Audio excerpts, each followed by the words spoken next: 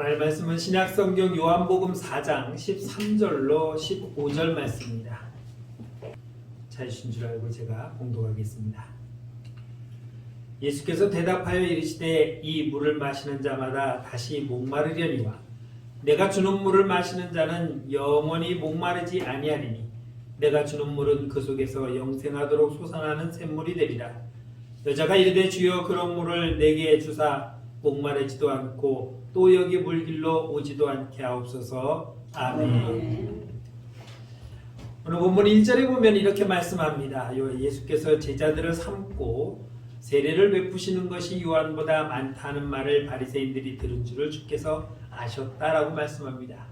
지난주에 말씀드린 것처럼 세례 요한이 세례를 베푸는 가운데 또 예수님의 제자들도 예수님과 함께 다른 곳에서 세례를 베푸는 것이 나타났습니다.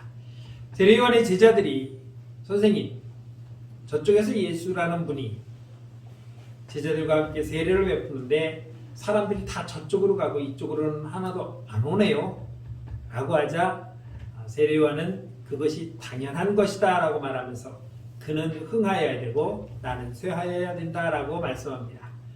제자들의 입장에서는 왜 저쪽으로 사람들이 다 가게 내버려 둡니까? 먼저 선생님이 시작했으니까 선생님이 저들을 데리고 와서 우리가 흔히 말하는 원조 세례인데 저쪽은 원조가 아니잖아요. 그러니까 이 원조를 지켜서 사람들이 다 이쪽으로 오게끔 해야 되는데 왜 선생님은 가만히 손 놓고 있습니까? 라고 말하는 거죠. 그런데 세례요한은 그것이 하나님의 뜻인 것을 알고 있었기 때문에 당연한 것처럼 여겼지만 제자들은 그렇게 여기지 않았다는 것입니다. 하나님의 뜻을 아는 자와 사람의 뜻을 아는 자는 다릅니다. 우리는 하나님의 뜻대로 사는 자들이지 사람의 뜻대로 사는 자들이 결코 아닌 것을 우리는 분명히 기억해야 될 것입니다. 그런 가운데 예수님께서 오늘 4장 3절로 4절에서 뭐라고 말씀하시냐면 유대로 떠나사 다시 갈릴리로 가실새 사마리아를 통과해야 하겠는지라고 말씀합니다. 이 유대 땅 여기에서 사마리아로 지나서 가겠다라고 이렇게 말씀합니다. 이 지도를 한번 잠깐 보시기 바랍니다. 우리나라는 남북으로 나뉘어져 있죠. 이 당시에 이스라엘은 남북으로 나눠져 있습니다. 똑같이 나눠져 있는데 남쪽은 유다라고 하고 있고 북쪽은 북이스라엘이라고 말합니다. 왜냐하면 남쪽에는 두 지파만 왔어요. 유다와 베냐민 지파. 그러다가 베냐민 지파가 슬며시 흡수돼서 사라져서 이제 유다 하나만 남은 거예요. 이게 하나님께서 인정하시는 정통 이스라엘의 왕권이 이어지는 나라이고 북이스라엘은 10지파가 올라갔습니다. 그래서 북쪽은 그냥 이스라엘이라고 하고 남쪽은 유다라고 말하는데 지도를 보시면 여기 이렇게 초록빛으로 보이는 이쪽이 유다이고 이 위에가 이제 북이스라엘이 되겠습니다. 예수님은 지금 여기가 예루살렘입니다. 여기서 이 사마리아를 지나서 이렇게 가면은 단거리입니다. 그런데 이스라엘 사람들은 이 유대 사람들은 여기를 이렇게 가지 않습니다. 왜냐하면 여기가 사마리아 땅, 북이스라엘 사람들이 사는 사람들입니다. 이 전체를 그냥 사마리아라고 통칭을 해버립니다. 그냥 북이스라엘의 그곳이 사마리아의 수도가 사마리아였기 때문에 왜 이 이스라엘 유대 사람들은 이 사마리아 사람들 있는 이 땅으로 직접 가면은 간단한 길을 이렇게 뺑 돌아다닙니다. 왜냐하면 거기에는 이유가 있습니다. 북이스라엘이 주님이 오시기 전 722년에 아수르에 의해서 멸망을 합니다. 지금으로부터 2745년 전에 북이스라엘이 멸망을 합니다. 이 아수르는 북이스라엘을 멸망을 시킨 후에 이 북이스라엘 사람들을 잡아가서 온 사방에 흩어버립니다. 그리고 강제로 이민족과 결혼을 하게 해서 완전히 민족을 잡종을 시키는 겁니다. 쉽게 얘기하면. 그런 사람들이 다시 이 북이스라엘 땅으로 와서 사는 사람들이 많았습니다. 그래서 이스라엘 사람들은 하나님이 선택한 아브라함의 후손인 우리가 어떻게 이방인과 결혼을 하고 이방인과 함께 저렇게 민족을 혼합시킬 수 있느냐, 저거는 개돼지나 하는 것이지 우리 구원받은 하나님의 선택받은 민족으로서는 할 일이 아니다라고 해서 그 사람들을 아예 짐승 취급해 버렸습니다. 그래서 그들이 사는 땅을 밟는 것도 불결해서 오른쪽으로 삥 요단강가를 따라서 쭉 올라가서 먼 길을 돌아다녔던 사람들이 바로 이 유대 사람들입니다. 그것을 증거하는 것이 9절 말씀이 이렇게 말합니다. 사마리아 여자가 이르되 당신은 유대인으로 어찌하여 사마리아 여인인 나에게 물을 달라 하나이까 하니 이는 유대인이 사마리아인과 상종하지 않았다고. 상종하지 않는 게 뭡니까? 아예 관계를 맺지 않는 거예요. 쳐다도 보지 않는 거예요.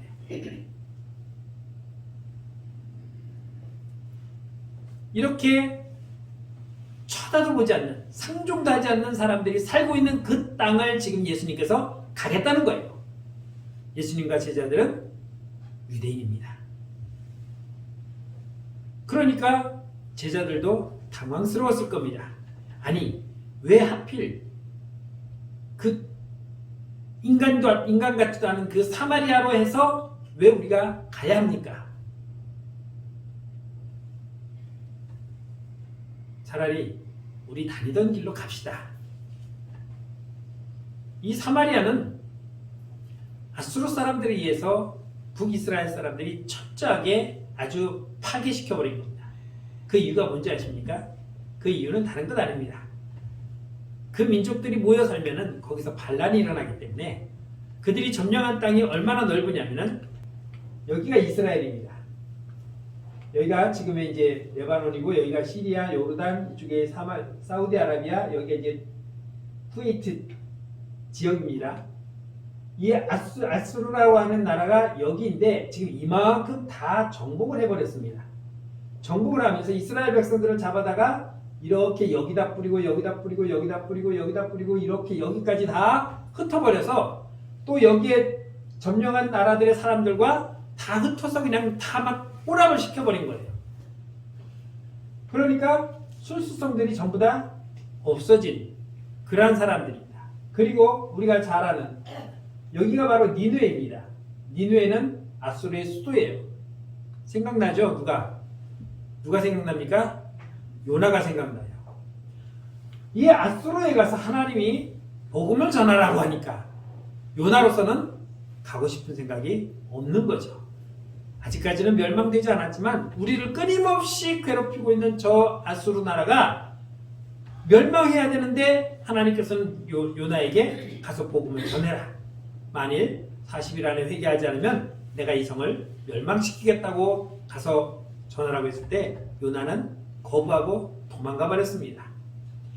도망갔지만 하나님은 끝까지 요나를 쫓아가서 결국은 니느웨 성에 갖다 놓고 복음을 전하게 했는데 그 성이 얼마나 크냐면 그 당시로는 3일을 돌아다녀야 될 거리로 큰 성이었는데 요나는 하루만 삐쭉 가면서 야 회개해, 니네 회개 안 하면 죽는데 회개해, 그냥 처삼촌 벌초하듯이 듬성듬성하고 돌아다녔습니다. 저것들이 회개하겠어? 안 하겠지? 안 해야 되는데 라는 생각이 마음에 충만했지만 웬걸 왕으로부터 모든 사람들, 심지어 짐승들까지 다 베옷을 입고 죄를 뒤집어 쓰고 금식하며 하나님 앞에 회개를 합니다. 요나가 생각했던 것과는 전혀 반대의 현상이 일어났던 거죠. 그런 아수르였습니다. 이스라엘이 멸망당했을 때에 그 사람들을 어떻게 끌고 갔냐면 이거는 이제 부조예요. 흙으로 이렇게 만들어서 이렇게 그 구원해서 뭐 이렇게 모양을 낸 그건데 잘 안 보이실지 모르겠지만 뭐 선명하진 않아요. 이게 이제 끌려가는 사람들이에요. 그런데 기록에 보면 어떻게 했냐면 이 아랫뉴스를 구멍을 뚫고 콧구멍을 뚫어가지고 철사로 꿰어서 앞사람과 줄줄이 사탕으로 묶어서 끌고 갔어요. 그냥 손 묶어서 끌고 가는 것이 아니라 이 아랫입술에서 뚫어가지고 콧구멍까지 뚫어서 그걸 연결해가지고 앞사람과 또 묶어서 줄지수 사탕으로 끌어가니 가다가 한 사람이 쓰러지면 어떻게 되겠어요? 그렇게 잔인하게 끌고 가고 남은 사람들은 무참하게 죽여버리는 이런 아수르가 어떻게 요나로서는 용납이 갔겠습니까? 또 그렇게 끌려간 사람들이 이 민족과 서로 합하여서 쉽게 얘기하면은 다문화 민족이 돼버렸는데 순수성을 지켜야 할 유대인으로서는 이것이 용납이 되지 않는 거죠. 그런 사람들이 또 예배도 드렸어요. 하나님도 찾았어요. 이렇게 그들이 끌려갈 것을 하나님은 미리 아셨습니다. 왜냐하면 그들이 철저하게 하나님 말씀대로 안 살았기 때문에. 열왕기하 17장 23절 24절을 보면 이렇게 말씀합니다. 여호와께서 그의 종 모든 선지자를 통하여 하신 말씀대로 드디어 이스라엘을 그 앞에서 내쫓으신지라. 이스라엘이 고향에서 아수르에 사로잡혀 가서 오늘까지 이르렀더라. 아수르 왕이 바벨론과 구다와 아와와 하맛과 스바라임에서 사람을 옮겨다가 이스라엘 자손을 대신하여 사마리아 성읍 여러 성읍에 두매 그들이 사마리아를 차지하고 그 여러 성읍에 거주하니라. 다 섞어서 다시 재배치됐는데 그 중에 일부가 또 사마리아 이스라엘 땅으로 와서 살았다고 말하는 것입니다. 이래서 북이스라엘 사람들을 남유다 사람들은 개되지만 또 못한 차라리 저럴 바에는 우리말로 옛날에 혀를 깨물고 그냥 탁 죽어버리지. 어떻게 저 이민족과 이방인과 혼합해서 살 수가 있었느냐라는 거죠. 그렇게 해서라도 살고 싶었냐라고 할 정도로 아주 경멸했다는 거죠. 그런데 이 사람들은 그 죽는 게 쉽진 않잖아요. 그러니까 그냥 어쩔 수 없이 살아가면서도 나름대로 하나님을 섬기고자 노력했습니다. 열왕기하 7장 29절을 보면은 그러나 각 민족이 각기 자기의 신상들을 만들어 사마리아 사람이 지은 여러 산당들에 두매 각 민족이 자기들이 거주한 성읍에 그렇게 했다라고 말합니다. 무슨 말이냐면 그렇게 민족이 섞였어도 나는 하나님을 믿는 사람이었어 라고 하는 그 마음이 남아서 하나님을 섬기고 있다는 것입니다. 그런데 그 중에는 하나님을 섬기는 사람도 있고 내가 얻은 이 이방인 여인은 자기가 믿는 신을 가지고 옵니다. 나는 하나님, 집사람은 불상. 이렇게 집에다 갖다 놓고 또 사람들이 예배는 드려야 되니까 산당이라는 것을 곳곳에 만들어 놓고 여기는 무슨 신, 여기는 무슨 신, 여기는 무슨 신. 그러니까 자기가 원하는 자기 민족이 섬겼던 신들을 찾아다니는, 그러니까 사마리아 땅은 온갖 잡신들이 다 존재하는 그런 곳이었다라고 말하고 있습니다. 바벨론 사람들은 숙군노봇이라는 신을 가져왔고 또 그 사람들은 네르갈이라고 하는 신을 가져왔고 하맛 사람은 아시마라는 신을 가져와서 산당을 만들었습니다. 또 어떤 신을 섬겼냐면 열왕기하 17장 31절에 보면 이렇게 말합니다. 아와 사람들은 나파스와 다르닥을 만들었고 또 스와라임 사람들은 그 자녀를 불살라 그들의 신 아드람멜렉과 아남멜렉에게 드렸다. 무슨 말이냐면 그 몰렉이라는 신, 내 아이를, 첫 아이를 불에 태워서 신에게 드리는 거예요. 하나님이 그 많은 이방신 중에 가장 싫어하는 이방신이 바로 이건데 내 자녀를 불살라서 제물로 드리는 거예요. 이런 신들을 가지고 와서 죄다 섬기는 겁니다.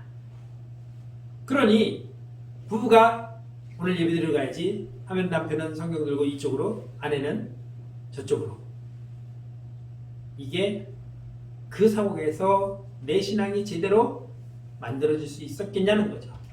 대부분 남자가 하나님을 믿었으면 머지않아 여자 따라 그쪽으로 갔을 게 뻔합니다. 여자가 완강했으면 남자가 안 다니는 경우는 있었지만 대부분 남자가 여자 따라가는 건 당연한 것입니다. 이렇게 그들의 삶은 철저하게 하나님과 멀어진 삶을 살았기 때문에, 그런데 오늘 예수님이 그들이 사는 땅을 가겠다는 것이죠.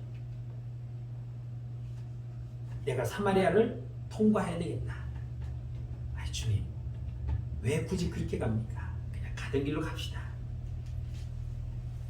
그런데 예수님은 사마리아 사람들, 사마리아라는 말을 참 좋아했나 봐요. 이렇게 사마리아의 수가성이라고 하는 여인을 찾아가기도 했고, 예수님은 또 누가 선한 사람입니까? 라고 물어볼 때에 사마리아 사람을 또 예를 들어서 강도 만난 선한 사마리아 사람을 예를 들기도 합니다. 또 10명의 문둥병자들이 있었는데 그 중에 9이 유대인이고 1명이 사마리아 사람인데 이 10사람이 주님에게 와서 치료받고 다 돌아갔습니다. 그런데 9명의 유대인들은 콧구멍도 안 보였는데 이 사마리아 사람 와서 선생님요 감사합니다라고 인사하고 돌아갔습니다. 그래서 예수님이 뭐라고 말합니까? 이 이방인에는 하나님께 영광을 돌리러 온 자가 없다라고 말하면서 하나님을 믿는다고 하는 이 유대인들은 하나님께 감사하지도 않지만 오히려 이방인이 와서 하나님께 감사했다라고 말하고 있는 것입니다. 주님이 승천하실 때 또 사마리아 사람 사마리아를 언급합니다.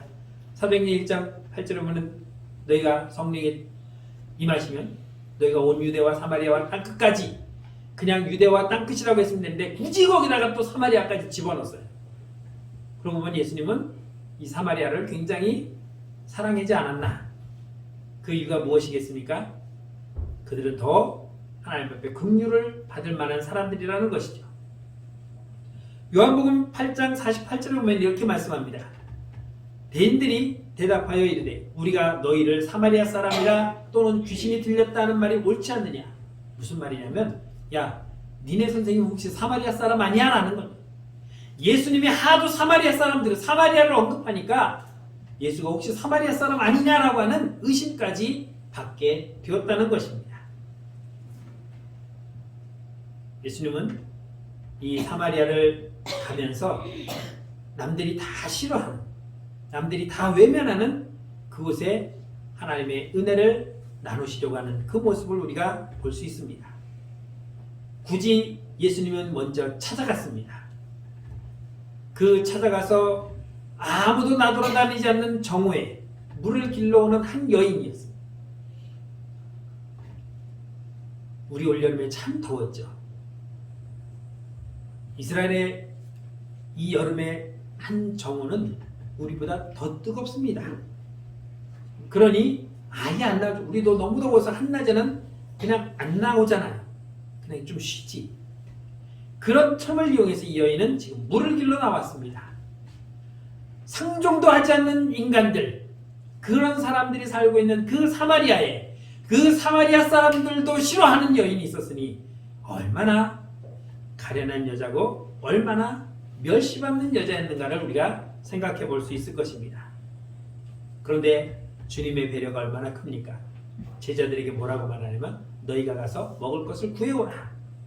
자, 예수님까지 13명이 있는데 먹을 것을 구하러 가면은 몇 명만 가면 되겠습니까? 많아도 서너 명만 가면 되는데 예수님은 12명을 싹 보내버렸어요.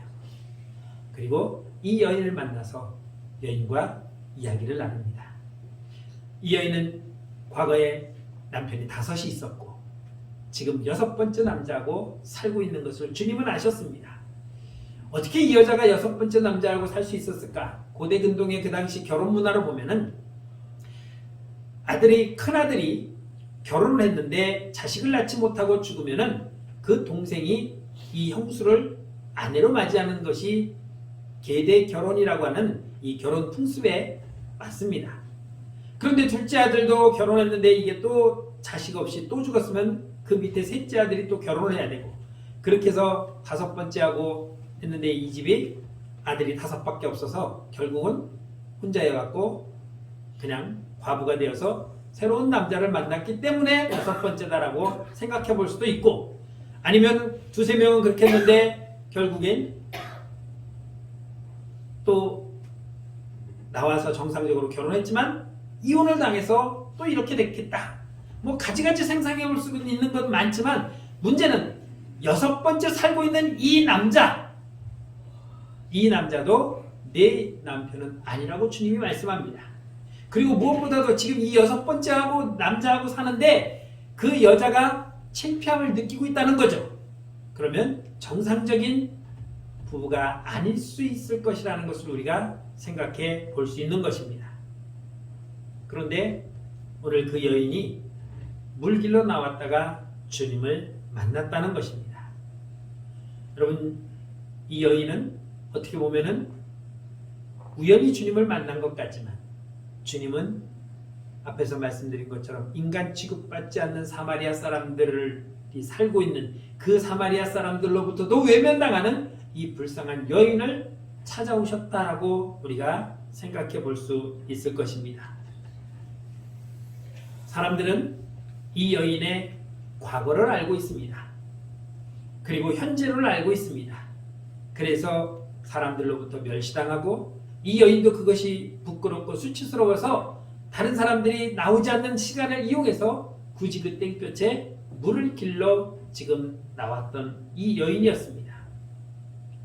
이 여인을 사람들은 그의 과거와 현재만 보고 멸시하고 무시했습니다.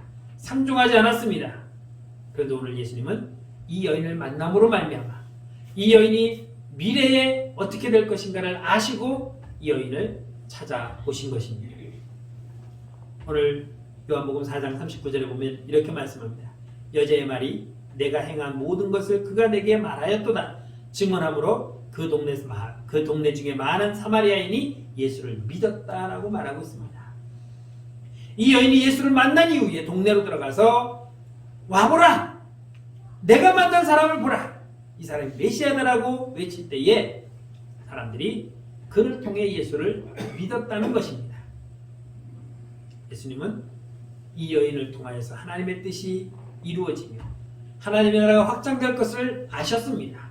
주님은 과거의 여인을 본 것이 아니라 현재만 보이는 것만 본 것이 아니라 미래에 변화될 이 여인을 주님은 바라보셨던 것입니다. 이것이 놀라운 기적이고 표적이며 은혜인 것을 믿으시기 바랍니다. 예수님은 요한복음 1장에서 물이 포도주로 변하는 사건을 기적을 만드시면서 이것은 표적이다라고 말하고 있습니다. 앞으로 내가 이보다 더 많은 기적들을 나타낼 것인데 그러한 것들은 이와 같이 놀라운 일이 벌어질 것을 내가 샘플로 보여준 것이다 라고 말씀하셨습니다. 맹물 같은 이 여인이 주님을 만나 변화되니까 귀한 포도주와 같은 인생으로 바뀌어지게 된 것입니다. 여러분, 우리는 과거에 무엇이었습니까? 우리도 아무 맛도 없고 그냥 일반적으로 쓰여지는 그냥 맹물 같은 인생이었습니다. 그런데 주님을 만나고 우리는 어떻게 변했습니까? 남들이 알아주든 알아주지 아니하든 우리는 하나님께 가장 존귀한 자녀로 부름을 받고 있는 것을 믿으시기 바랍니다. 하나님의 나라를 우리에게 주시겠다고 하나님께서 약속하셨고 우리를 위해서 주님은 기꺼이 십자가에 못 박혀 죽으심으로 우리를 죄에서 구원하여 주신 것을 우리는 기억하고 있습니다. 우리 모두가 오늘 이 여인이 주님을 만나고 변화된 것처럼 우리도 그런 귀한 인생인 것을 믿으시기 바랍니다. 아직 그러한 고백이 없다면 이 시간에 그 주님을 만남으로 나도 주님에 의해서 맹물 같은 내 인생이 앞으로 귀하게 쓰일 존귀한 포도주와 같은 인생으로 바뀌어진 것을 믿으시기를 주의 이름으로 축원합니다. 주님을 만나니까 변화가 일어나고 있습니다. 초대교회 교부 중에 유명한 사람이 한 분 있습니다. 성 어거스틴이라고 하는, 그냥 이름이 어거스틴입니다. 그런데 그 앞에 우리는 성이라는 거룩한 성자를 붙입니다. 그의 인생이 어떠냐면 16살에 가출을 해서 자기보다 8살이나 많은 창녀와 결혼해서 아기를 낳습니다. 우리 미혼모라는 얘기는 많이 들어봤어도 미혼부라는 말은 별로 많이 못 들어봤을 겁니다. 이미 오래전에, 거의 한 1900년 전에 이런 아이가 있었던 것입니다. 이 어머니가 목사님에게 찾아와서 목사님, 하나님은 우리 아이를 버리신 것 같습니다 하고 포기하는 그런 모습을 보였을 때에 목사님이 권면합니다. 하나님은 절대로 포기하지 않았습니다. 무려 20년 동안 그 아이를 위해서 기도했을 때 이 아이는 그 20년이라는 세월을 어떻게 보냈습니까? 허랑방탕하게 보냈고 심지어는 이단에 빠져서 아주 볼품없는 그런 삶을 살았지만 끊임없는 어머니의 기도로 드디어 주님을 만남으로 변화된 삶을 살게 되었습니다. 그래서 그는 사람들이 볼 때 과거의 모습만 보면 우리가 우리나라 말로 말하면 저런 땡땡 같은 놈, 거시기 같은 놈 이런 소리를 들었겠지만 그가 변화된 뒤의 모습은 너무나도 거룩하고 존귀한 사람으로 감히 그 이름만 부를 수 없어서 거룩한 어거스틴이라고 앞에다가 성자를 붙여주게 된 것입니다.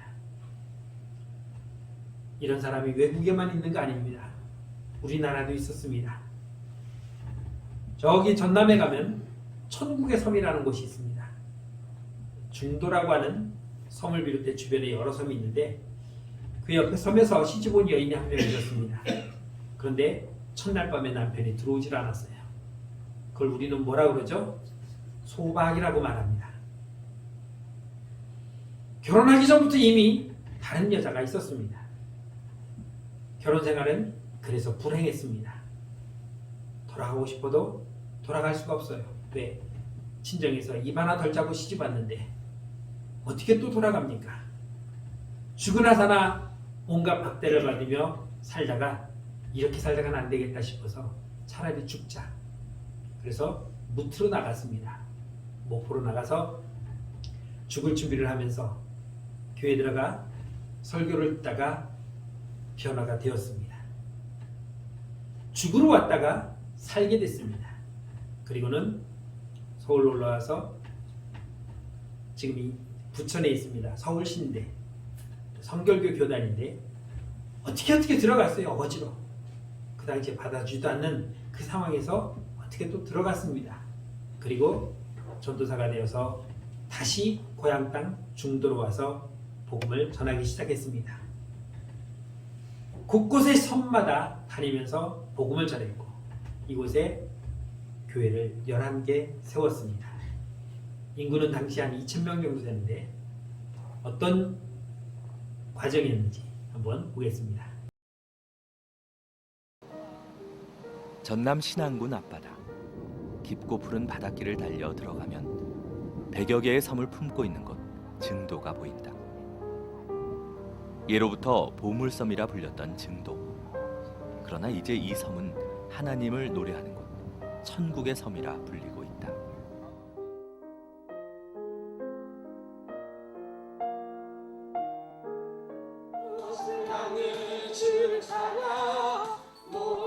이 조용한 섬 마을엔 다른 섬과는 달리 뭔가 특별한 것이 있다. 천국의 섬 증도에는 90% 이상의 주민들이 모두 예수를 믿는다. 마을마다 교회가 세워져 있고 주일이면 섬 전체가 이렇게 찬양과 예배의 자리로 나온다. 그 흔한 점집도 사찰도 풍어제도 지내지 않는 마을. 오직 교회만이 존재하는 섬이다. 함께 먹고 함께 웃으며 이곳에서는 섬주민 모두가 하나의 아름다운 신앙 공동체를 이루며 살아가고 있다. 이렇게 증도가 변화된 데에는 오래전 한 사람의 뜨거운 순교의 피가 담겨 있다. 가난한 자의 위로자였고 병든 자의 의사였으며 아이 낳는 집의 산파 역할을 해왔던 이인 문준경 전도사. 미신과 우상 숭배로 가득했던 이 섬마을을 오직 주님의 말씀으로 살아가도록 바꾸어 놓았다. 1950년 60세의 나이로 순교를 맞이하기까지 그녀는 여자 혼자의 몸으로 이곳을 수없이 오갔고 교회를 세웠으며 사람들을 일으켰다.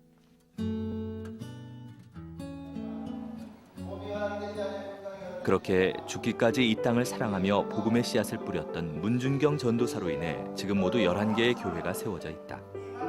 보수적인 섬마을에 눈물도 핍박도 많았겠건만 지금 그 고난의 자리에 이처럼 교회들이 들어서 있다.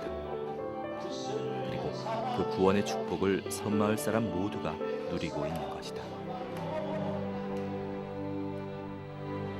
주님의 마음을 품으며 이 땅 증도를 사랑했던 문준경 전도사. 그녀의 헌신과 순교의 핏값 위에 오늘도 증도 사람들은 천국에서 살아가고 있다. 누구보다 값진 삶을 살다간 문준경 전도사. 그리고 오직 주님만을 바라보며 살아가는 순박한 섬 사람들. 그 천국의 섬 증도 이야기를 만나본다.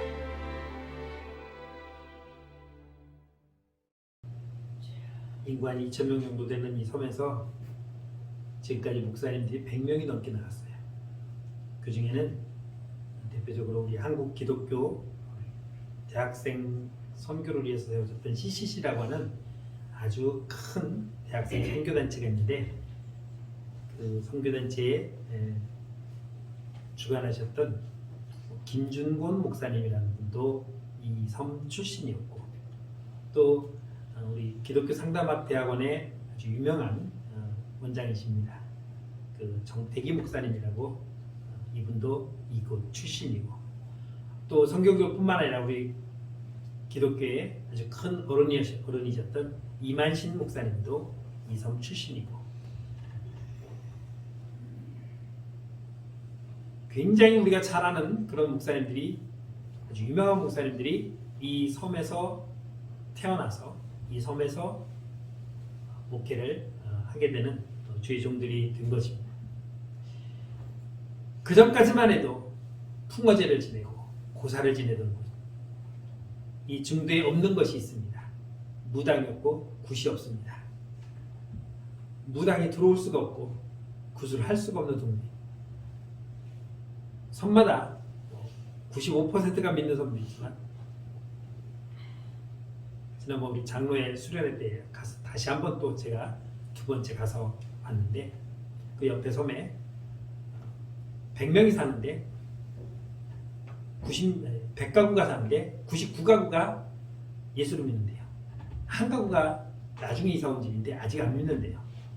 조만간 믿지 않을까라고 얘기를 하더라고요. 그 섬에 들어오면 안 믿는 사람도 믿게 되는 섬. 그래서 천국의 섬이다라는 별칭을 갖고 있습니다. 예수 그리스도를 만나니까 맹물 같은 인생이 첫날 밤에 소복 맞은 그 여인이 그 한 사람으로 인해서 그 섬 전체가 예수 그리스도를 만나는 놀라운 일이 벌어지게 된 것입니다. 요한복음 3장에 나오는 니고데모는 부자였습니다. 그리고 권세가 있었습니다. 지식도 있었고 말씀도 있었습니다. 이 사마리아에는 가진 것도 없었습니다. 그러나 이 두 사람이 가지고 있는 공통점은 주님이 필요한 사람이었습니다. 니고데모에게도 주님이 필요했고, 또 이 사마리아 여인에게도 주님이 필요했던 사람들입니다. 그렇게 해서 주님을 만난 이 사람들, 구원의 은혜가 필요했던 이 두 사람, 그리고 구원의 은혜에서 배제되지 않는 이 사람들, 하나님은 누구나 구원해 주시고 또 그들에게 은혜를 주시는 것입니다. 구원이 필요 없는 사람은 세상에 없습니다. 또 하나님의 은혜에서 배제될 사람은 아무도 없습니다. 우리에게는 모두가 내 예수가 필요한 것이고, 그 예수를 만날 때에 내 인생은 완전히 새롭게 거듭나게 되는 것입니다. 마가복음 2장 17절에 보면 이렇게 말씀합니다. 나는 의인을 부르러 온 것이 아니요 죄인을 부르러 왔노라. 세상에 의인은 없습니다. 모두가 죄인입니다. 그 죄인들을 구원하시기 위해서 주님이 오셨습니다. 그리고 주님이 말씀하십니다. 오늘 이 여인에게 생수를 마셔라, 내 부도덕함을 회개하라, 이렇게 말씀하지 않았습니다. 주님은 이 여인에게 생수를 마셔야 된다고 했습니다. 마셔야 된다고 할 때 마시는 자와 아니 나는 필요 없습니다라고 하는 자는 분명히 다를 것입니다. 요한복음 4장 10절에 보면은 예수께서 대답하여 이르시되 내가 만일 하나님의 선물과 또 내게 물 좀 달라 하는 이가 누구인 줄 알았다면 내가 그에게 구하였을 것이요 그가 생수를 내게 주었으리라. 구하는 자에게 주님은 주신다고 말씀합니다. 그럴 때 이 여인은 어떻게 했습니까? 그는 이렇게 말합니다. 여자가 이르되 주여 그런 물을 내게 주사 목마르지도 않고 또 여기 물길로 오지도 않게 하옵소서. 너에게 이 물이 필요하다라고 했을 때에 아이 괜찮아요 저는 그런 물 필요 없어요 라고 말하는 사람과 그런 물이 있으면 내게도 주십시오 라고 요청하는 자는 분명히 다른 결과가 나왔습니다. 주님은 천국은 침노하는 자의 것이라고 했습니다. 우리는 주님이 필요한 자였고 그 주님을 맞이했습니다. 세상에는 아직도 주님이 필요한 사람들이 많이 있습니다. 그런 사람들에게 주님은 가서 너희는 세상의 소금이라고 말합니다. 소금은 맛을 냅니다.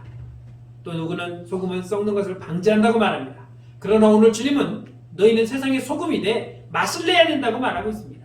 그 맛을 내지 아니하면 길가에 버려져서 오가는 사람들의 발에 밟힐 뿐이라고 말하고 있습니다. 우리는 이 여인의 뒷얘기를 모릅니다. 주님을 만난 이 여인은 어떻게 살았는지 알 수 없습니다. 그러나 우리는 압니다. 주님을 만난 이 여인은 제대로 살았을 것이다. 주님을 만난 저와 여러분들은 분명 세상 사람들에게 이런 소리를 듣고 있을 것입니다. 아, 그 사람 참 좋은 사람이야. 그 사람 예수 믿더니 바뀌어졌어. 이런 소리를 듣고 있는 것이 정상입니다. 아이고, 그 사람 교회가 뭐해? 아직도 그런데? 라고 하는 말을 듣고 있다면 그 사람은 아직 주님의 필요한 사람입니다. 사랑하는 성도 여러분, 우리는 변화된 삶으로 살아갈 때에 주님이 주시는 그 목마르지 않는 영원한 생수를 먹고 있을 때에 우리에게는 새로운 인생이 주어진 것입니다. 그 생수를 마시고 살아가는 저와 여러분들이 되기를 주의 이름으로 축원합니다. 우리 다 같이 찬양하겠습니다. 우물가의 여인처럼.